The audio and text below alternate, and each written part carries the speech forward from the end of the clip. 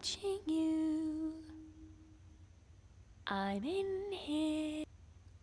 Y'all, this is what Jim feels every time he sees that all-point ATM, like it's out to get him. Somebody's in there is going to grab his money and not give it back. And that's what happened, y'all. Now, we're in St. Louis, and Jim, bless his heart, he went to the ATM for a friend that's disabled to get $800 out. Now, you know that all-point ATMs, they only distribute $200 worth of cash, okay? So while he was waiting for some more money to come, he was counting the money he had. He didn't grab the money fast enough, and the ATM took it back. I did not even know that's a thing. Maybe because when I'm at the ATM, I grab my money quick, fast, and in a hurry. But anyway, the receipt said that he got the money, and that's the problem. And no one has been able to help him, period. And I know y'all are like, Jim lying. He know he got his friend money. And no, y'all, Jim is a good man, just in a bad situation. And the reporter even went to the ATM with him, and they did a test run, and it does show that the ATM does grab your money. We're not in the at do the here. 30 We second live on increment paycheck to if you paycheck do around here not for the most take part. it.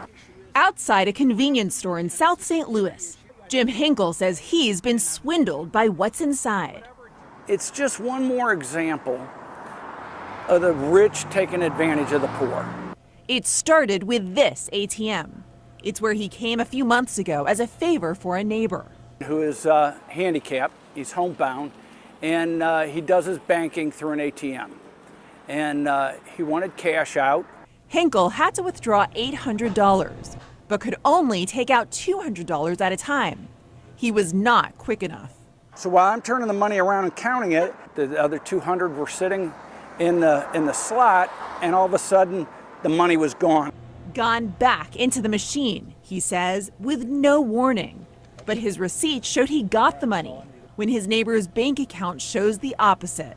And without a paper trail, he says he has no proof. It's his word against the ATM company. They should at least notify you that you didn't get your money.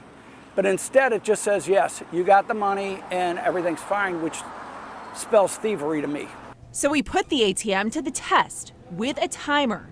Exactly how long does it take for money that comes out of the slot to get sucked back in? With our cameras rolling, Hinkle withdrew $20, then waited to see how long it would take to go back inside.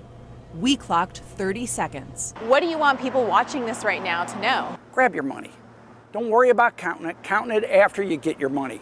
The Consumer Financial Protection Bureau has this advice. If you're missing money from your ATM, contact your bank or credit union right away. But Hinkle says that's been difficult. He and his neighbor have been told it's the ATM company's responsibility to refund the money. We reached out to the owner of the ATM for answers.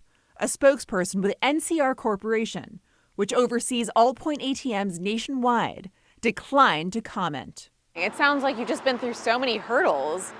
It's discouraging on all levels. We contacted the ATM Industry Association. A spokesperson tells us that when cash is dispensed and then goes back inside the machine, it's for security. They also say it's likely the responsibility of the ATM operator to give back the cash or issue a credit back to the customer. For the I-Team, Paula